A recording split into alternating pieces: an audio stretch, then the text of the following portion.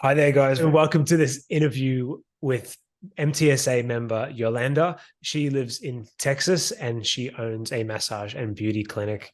And in today's interview, she's going to be sharing some great tips about how she grew her business and a little bit about her experience in the academy. So, Yolanda, welcome. Thanks for your time. And do you want to start by introducing yourself about who you are, a little bit about your business? Sure. So, hi, my name is Yolanda Duncan. I am in Lockhart, Texas, the barbecue capital of the US. And we started Vida Massage in 2019. And it was just by myself. It started kind of more of a side hustle because I was working at a spa and just kind of to test the waters out. And then in 2020 is really when I started kind of considering and doing this on for myself. And of course, right when we were ready to start, we actually opened up an office just for myself, March of 2020, March 3rd. And then 3 weeks later, COVID happened and it closed our doors down. And so that's where the whole adventure began. So Great timing. it's been a roller coaster. Yeah, you pretty much timed that perfectly. Right? I couldn't have done it any other better. So I was in business for 3 weeks and then shut down. That would have been Yeah. tough. So yeah, tell me about that situation and what you did there. And the next question I was going to ask was, what situation were you in before you started the academy? But we could probably guess you're in a pretty bad situation with your business closed down before you found the academy. Is that right? Or how did that happen? When we actually closed, when happened started or COVID happened, and we closed down, I happened to see your Facebook ad, and I was like, "Do I test it out? There's not much. There's nothing else to lose. So this I have to test it out and see if it works." And of course, I really couldn't test it much out, but still trying to get leads because we were still not able to go and perform or do massages. And so this was just helping me acquire like gift certificates for future clients to come in once we reopened. And that was a big relief. Because at that time we didn't know how long the shutdown was going to be. Yeah, for Yeah. sure. I mean, when we started March, we were only told maybe 2 to 4 weeks at the most. And then, so we were hoping that, within 2 to 3 weeks, we were open back up after March. Yeah. Yeah. And back then I had the massage shutdown rescue kit. It was like how to do gift vouchers, online training, stuff like that. So you came in through that. Yeah. Okay. Yeah. Hmm. And yeah, the shutdown went a bit longer than we all expected. For sure. We actually didn't reopen until like middle of June. Yeah. Yeah, it's tough. Did you still, no, you didn't have your job at the spa. So I guess, yeah. No, we were also closed too. Yeah, it was pretty much massage. When you think about it, massage was probably the worst hit industry. Like there was probably nothing worse than being a Oh yeah. massage therapist because it's face to face, skin to skin contact. So Yep. yeah, it was a bad time for the industry. Uh, Absolutely. but you've bounced back now. So what positive Yeah. results have you had in your business since you reopened? And yeah, tell me about that. So we are now a four treatment room clinic, and now we have two more people on staff, and I have a third massage therapist joining us beginning of January. So I'm so excited for that. That in this little time we have, acquired so much, something that I didn't think it was possible. Yeah, that's This awesome. Yeah, that's really cool. And that's so you've got two more. So how many in total come January would that bring your team to, That'll including? make us a full team of four, including myself. Yeah, nice. Yeah, it's going to be exciting. Yeah. And what's your potential total? weekly appointments that you're looking for? So total, because of massage therapist here, we do a lot of deep tissue. So we try to keep it between 4 and 5 massages per massage therapist a day. So we don't get bombarded through with it. So we do average between 20, and then 25 is really a busy week for a massage therapist here. Yeah. Again, because we do a lot of deep tissue, and that can be super heavy on the body. Did I get that wrong, or do you do beauty, like esthetician services as well? So we do a little bit of the non-invasive treatments, kind of like body sculpting, radio frequency, ultrasound cavitation, and vacuum therapy. And we just started that last year in October.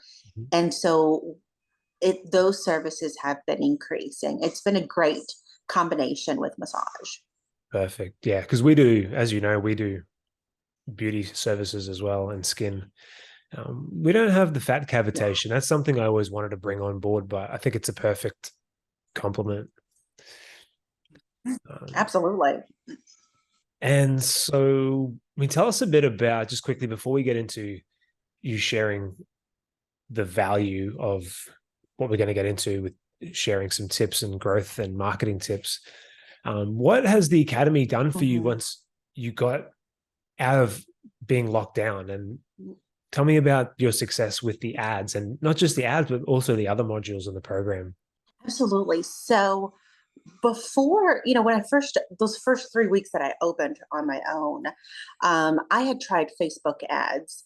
And of course, I was just kind of winging it because I'm not a very tech savvy person. So it was a hit and miss. And a lot of it was like just friends, friends of friends, people that knew me. But being able to do the ads kind of gave me more understanding of when to target the female or the male audience, and the age range, and of course the area of, the mile radius around you made really big difference for us.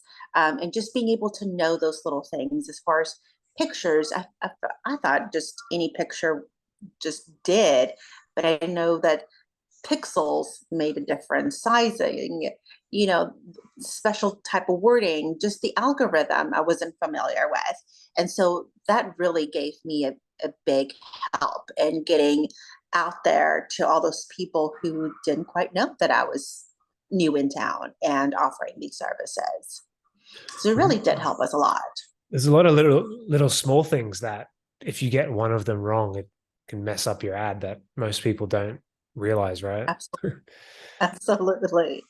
Because if you look at other people's ads, like we've had people try copy our ads ever since before we had our massage business. We had a gym, and you'd see people copy them, Yeah. and they might get one or two things wrong, but they don't know that, and then so they get Yeah. their ads fail, and you feel a bit bad for them. But that's what it's important to learn these things instead of copy other people. Um, so Absolutely. when you put up an ad, what are the typical results that you get from any kind of ad? Oh, I mean, really, we don't get no less most of the time than like 10, 15 people reply to it, whether it's messages, whether it's on comments, and we like to use the link to where they can actually book the appointments too, if they need to. But we usually get quite a bit of bookings. There's never a time when either the ad has failed up for us. Sometimes we have had to, and I have had to reach out to you kind of to help me tweak it. And of course, it's always helped us get good results. So no less than 10, people that book. Cool. So ads, we know ads, Facebook ads work and social media ads work, but what have been three other of your best strategies or methods or ways that you've got clients in? And it doesn't just have to be marketing, but like what do you do well, or also can be marketing methods? So we do a referral ad, and this I kind of learned it a little bit from being a hairstylist a few years back. I did that for 10 years. And then, of course, you kind of reiterated on your ads, giving a referral ad. So we do a $30 gift card for towards our business for anyone that refers a new client. So let's just say Susie is a regular client, but she refers Sam. When Sam comes in and gets a service done and checks out, then we send, our first client an email saying, thank you for referring such and such, person to Be the Wellness. Here's a $30 gift card that we've added to your credit or your account to redeem on future services. So that has brought in us a lot of clientele too. People enjoy our services, so they try to do as much as they can to bring others to experience our services. And of course, they get the $30 gift card per person towards their own services. That's such a good idea. We do the same thing. And it's like, if you do a good job, people think, oh, like people just tell their friends, but you actually have to prompt people, and not just prompt people, but reward them too. And that makes it such a big difference. Absolutely. At first, when I first started doing it, I was like, oh my God, it's $30. I felt like as a, I was like, I was losing money. Yeah. But now I do see it as an investment and something that you put back into your business. Mm-hmm. So yeah, I definitely love being able to do that for my clients. Yeah. It's when you think about it, right? It's like you're paying $30 to get Yeah. hundreds of dollars So back. much.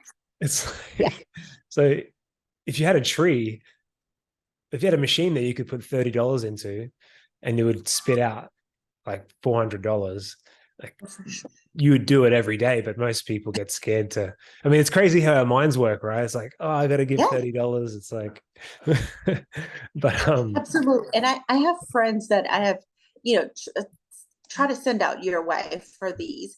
And they're like, well, how much do you put per ads per day? And I was like, well, when I first started, $5 a day was a lot in my mind. And now I'm like, okay, now I feel more comfortable when doing an ad to be able to say 10, 15, even $20 a day because I know that it works. But yes, I had to rethink, or retrain myself that I'm not losing money. It's really an investment.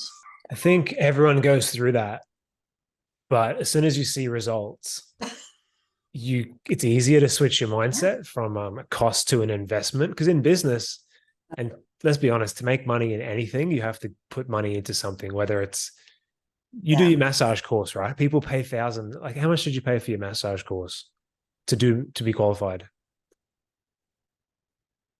6,000. Yeah, And people that's on pay. a cheaper end. Yeah, Yeah. And that was a long time ago. So $6. Now it's probably doubled.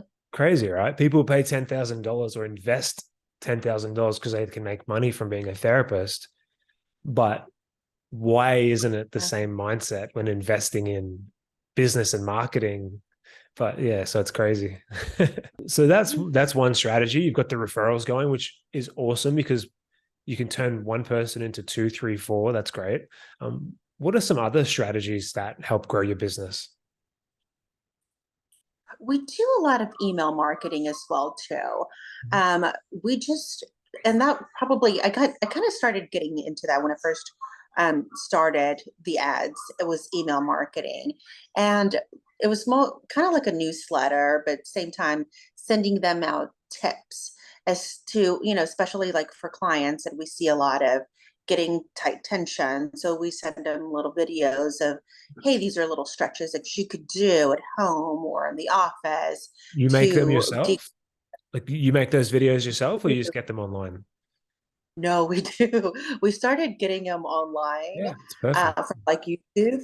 Mhm. And then when we finally felt like we were comfortable enough to do, 1 minute snippets or those kind of things, then we were able to add those to our emails and just send them out to clients. So they really do enjoy those little videos where they can get, tips on how to stretch or, like hydration, especially for body contouring, how much hydration needs to be done, what kind of eating they should be, or foods to avoid. So they do enjoy those. And we get a lot of replies and, more inquiries about other services. Awesome. Yeah, that's perfect because it builds your trust. It builds your authority. People, your clients, they might just because they come for a service with you or anyone, they don't know that you're the expert just yet. It takes a while for a client to trust you, right? So Absolutely. they come to see you once, they get these emails, you show them that you know what you're talking about, then they really believe you know what you're talking about and they tell their friends. And that's really Yeah. cool that you do that. Okay, so that's two little marketing methods. Anything else? If we could get one more, it could be even a customer service tip or something. Yeah, we do like to do one of the things that we'd like to kind of do like a little upgrade to our clients in the treatment rooms. We do like those little warm eye masks.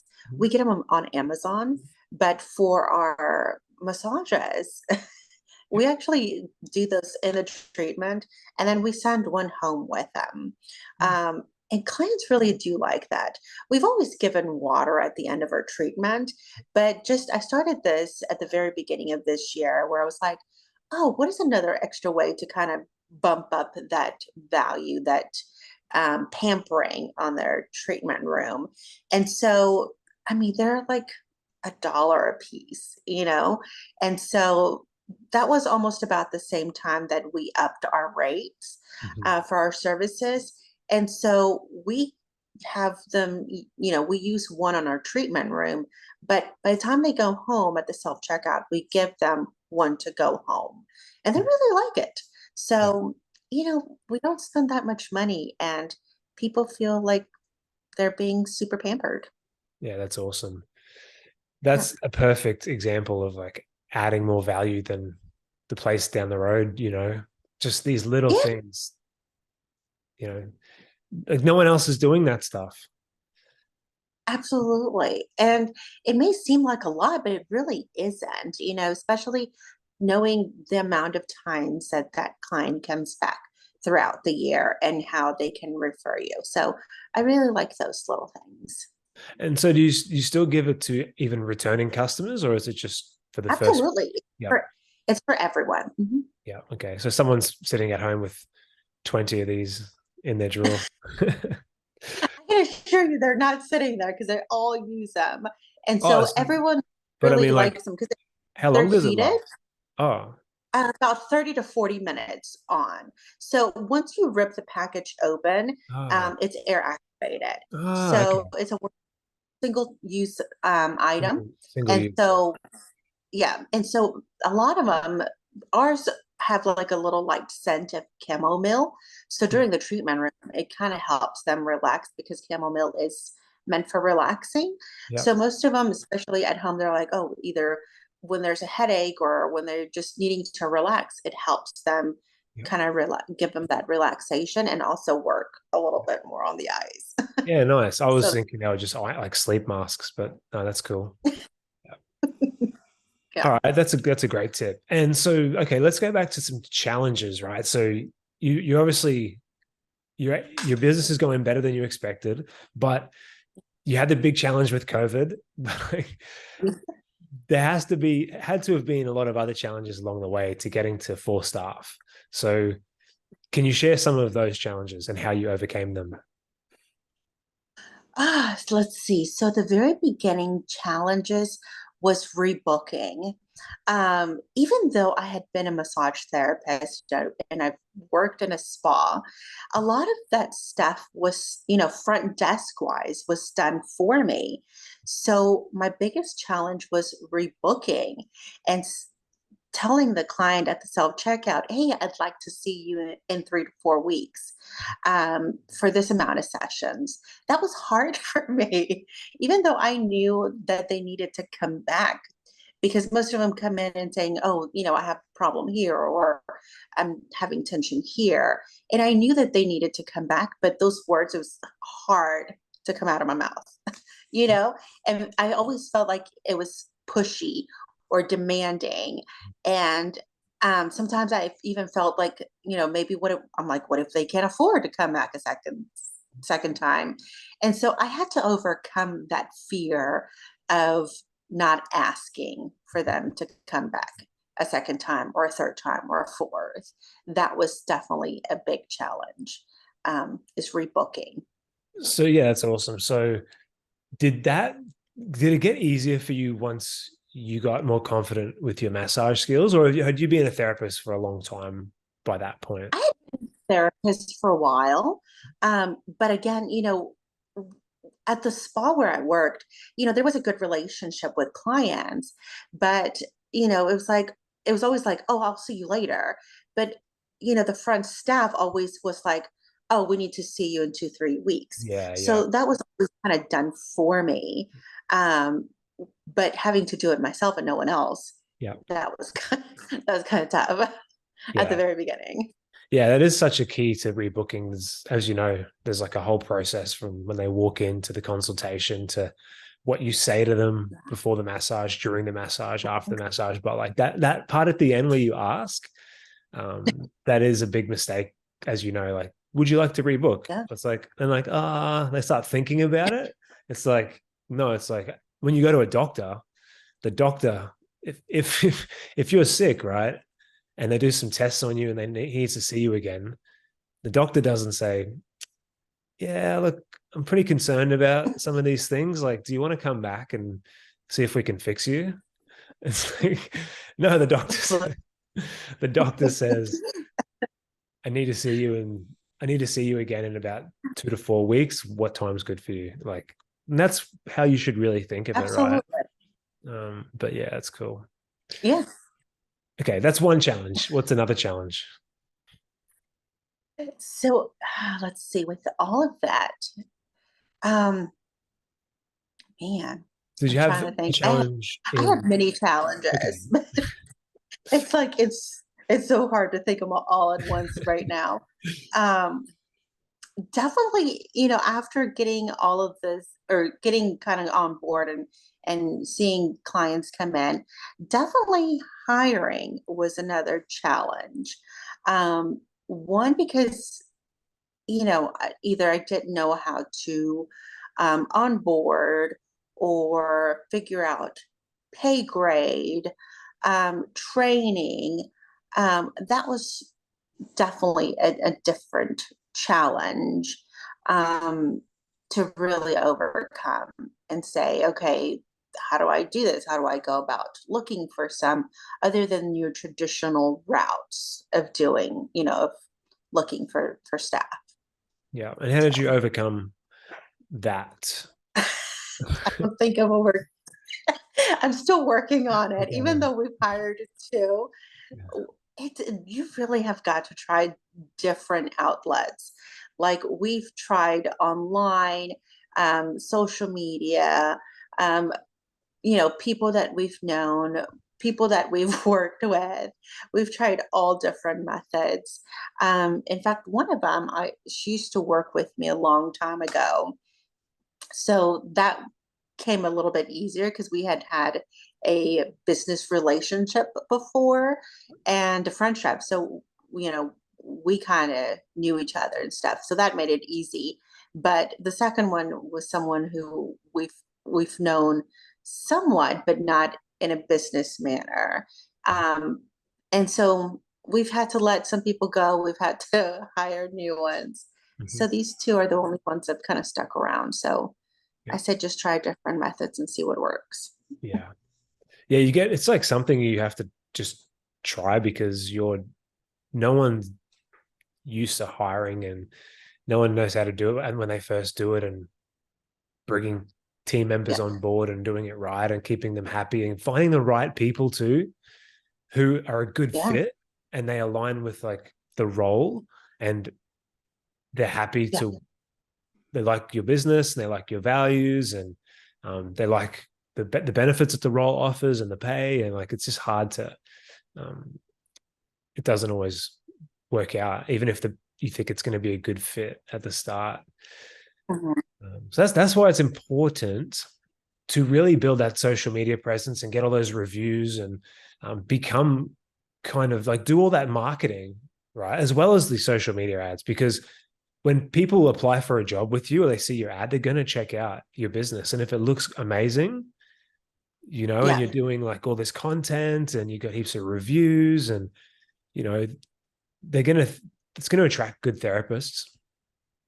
absolutely. And in fact, the therapist that actually will be coming on board in January, she actually inquired to work for us. And that's because we have over 184 reviews. We probably are reaching almost 190 reviews on our page. And so now people do inquire as far as wanting to work for us. And so that makes a big difference. All those reviews on Google, social media, on your page, everything. It does matter.